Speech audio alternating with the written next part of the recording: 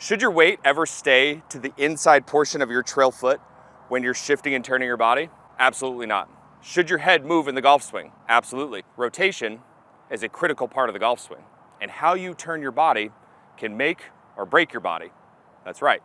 Today, I'm going to teach you a 3-step drill that's going to teach you how to turn properly. And you're going to be able to protect your spine and be able to protect your hips and be able to protect your knees so that you can play this game over the long haul. Being able to build golf swings that are powerful is very important, but also being able to protect and preserve the body is one of the things that we specialize in here at MyGolfDNA. Today, you're going to start the processes of laying down a perfect foundation, a perfect dynamic load into your golf swing. You're going to feel what it's like to be able to load up the big muscles. You're going to feel what it's like to be able to create separation between the hip line and the shoulder line. And you're going to feel what it's like to be in a perfect spot to be able to start attacking your downswing. So many of you at home start to move the golf club with your smallest muscles, your hands and your arms, and it gives your brain a false sense of load and a false sense of rotation. I see it every single day. We are going to fix that once and for all, and you're going to love this drill. 3 steps to your success. Let's go ahead and get started. So here's how we're going to do the drill today. This is a drill that's going to require you to have a few things like a camera and a golf ball. And you're going to also want to make sure that you have a good setup position to be able to work from. If you don't have a good setup, stop what you're doing. Go watch the setup video that's in the description below and then come on back and then watch this one. If you start the process from a setup position that's got way too much knee flex or you've got bad weight distribution, then this drill is not going to be really working for you and you're not going to be able to feel the muscle contraction that I'm about to create. Now, as we start to go forward in this process, I'm going to ask you to make sure that every single rep that we do have our eyes focused on the golf ball. That's a critical piece of this puzzle because it's amazing how different your body will feel when I'm looking down at the ball versus looking up in a mirror. It feels very different. You want to train your proprioception the correct way. And the other thing that I want you to think about as I start to teach you how to do this movement is I want you to remember that a lot of you get yourself into trouble because you get frozen with your lower half. You get too tense with your lower body and you don't allow it to move. The golf swing is a big movement. And I don't want you to be restricted at all in this first step. In fact, I want you to feel almost like an elegant ballroom dancer. Okay, I know that's a bad analogy, but that's kind of what I want you to feel like. And the other critical piece that I want you to kind of think about as I start to teach you how to do this rep is when you start to shift into your trail side and you start to turn your body, under no circumstance should you ever, and I repeat ever, keep your weight to the inside portion of your trail foot. In a good setup position, your legs are coming off your pelvis at a tilt. When you start the processes of shifting into your trail side, because you're going to allow for a little bit of horizontal movement to happen, your trail foot should actually flatten to the ground. That's a critical piece of this whole big movement that I'm about to teach you. Now, you're also going to have a lot of checkpoints that we're going to look for, and it's going to seem like a lot at first, but remember, as you start to get more proficient with this and you back check it on camera, this will become a piece of cake. So what you're going to be looking for on step number 1 is this movement is going to have 3 very key checkpoints. Number 1, how much pressure is underneath your trail foot? Number 2, have you moved into the load line with a turn of about 45 degrees? And number 3, have you maintained your primary tilt? When you hear me use that word primary tilt, if you look at me at a static address position, I have my spine leaned back away from the target ever so slightly to where my spine is just inside my lead knee. When I make this shift and turn, that tilt should remain consistent.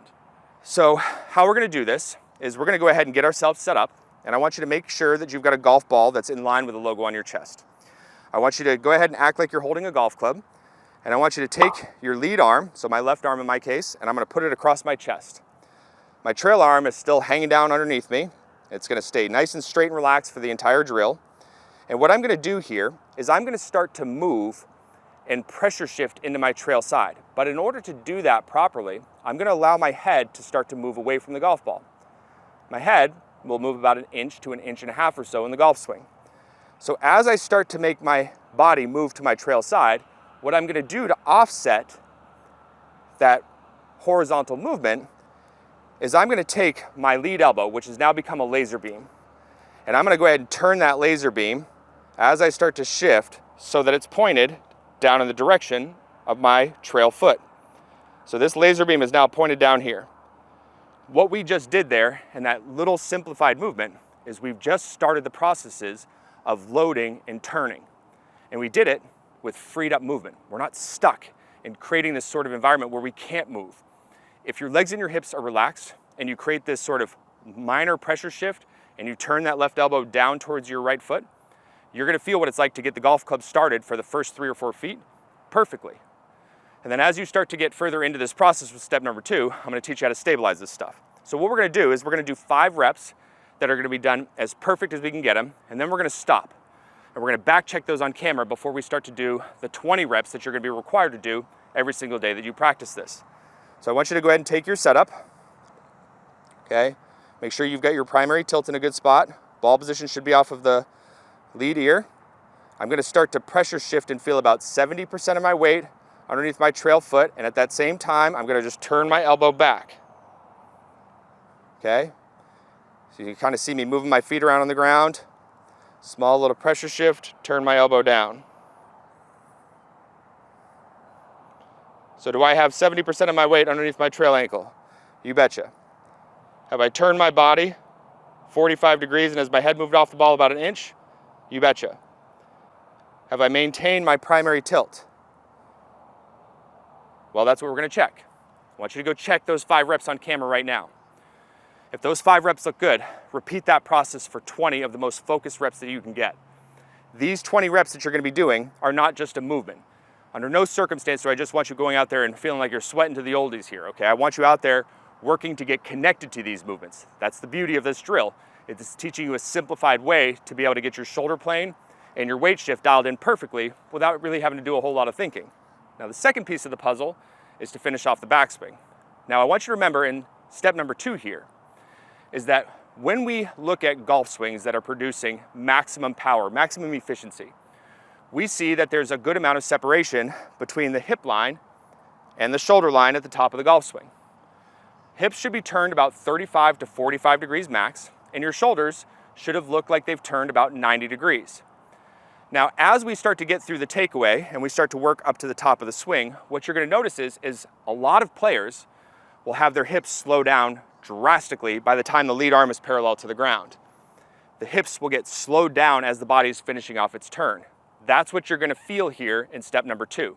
Now to do this properly, what you're gonna make sure is after you've made that pressure shift into the trail side, like on step number 1, and you've started to turn to that 45 degrees, now what I want you to do is I want you to do your very best to keep your trail leg flexed as much as you possibly can like you had at address. If you lose a little bit of flex in it because you have limited mobility in your hips and you can feel like, hey, my torso's kind of pulling it around a little bit here to get that full stretch, that's totally fine. I just don't want you actively trying to straighten that trail leg. So now what we're gonna do is we're gonna start to increase the speed of our rotation, and we're gonna take our laser beam and we're gonna turn it as far back as we possibly can with the focus point of trying to maintain the flex in that right leg. So we wanna feel a little bit of freedom of movement, then keep that right leg flexed, and we're turning aggressively. So let's go ahead and do a set of 5, and we're gonna back check it. Okay? So we're gonna start to pressure shift, turn. Notice how I'm keeping my trail arm nice and straight. This will come into play later down the road.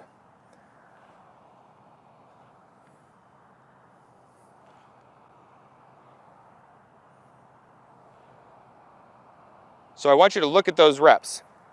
I want you to look to see, did you maintain your primary tilt? Did your shoulder turn get to close to 90 degrees?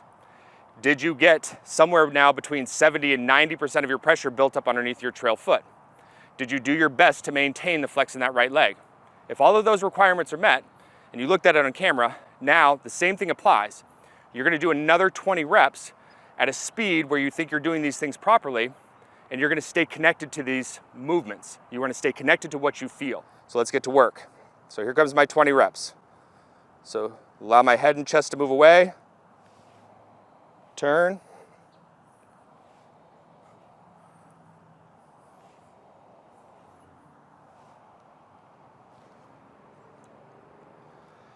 So if you look at what I just did there on that last rep, you can see that my arms were virtually parallel to the ground, but my body had turned a full 90 degrees.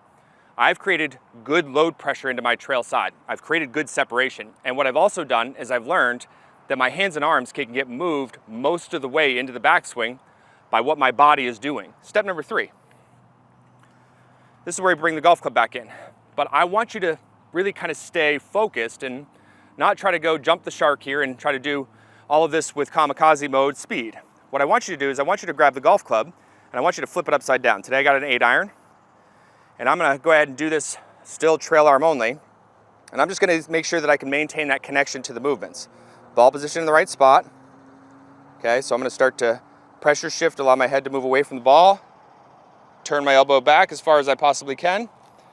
I'm gonna make sure that I am still feeling and seeing the same exact movements on camera.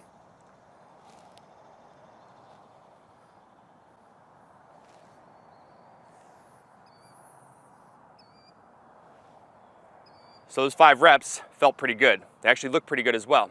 I was turning fully. My arm got to about parallel to the ground on the way back. I feel all of the stretch in my body that I want to feel. I got those good muscles engaged. Now I'm ready to start making some real golf swings here. When you start making some real golf swings, the big key here is to move at a speed where you feel like you're doing that exact same thing. And when you look at it on camera, you're going to be very surprised and happy to see how much more your body is turning.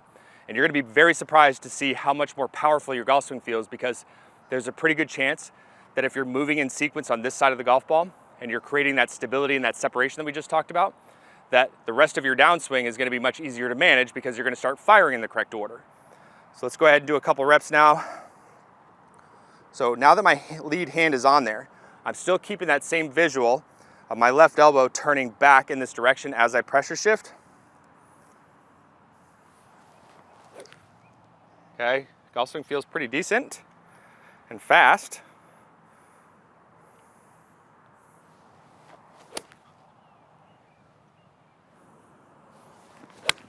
This is not a drill that's supposed to be sexy. This is not a drill that's supposed to solve all of your golfing problems. You have to get the engagement, you have to create awareness at first, and then as you start to get more and more repetitions over the next few weeks when you work through this drill, you're gonna find that you can move through this quickly, but you're also gonna find that you set yourself up for a lifelong change with your golf swing once and for all. That's what we do here at MyGolfDNA, is we help you build real golf swings that are real powerful and real safe. We'll see you guys in the next video.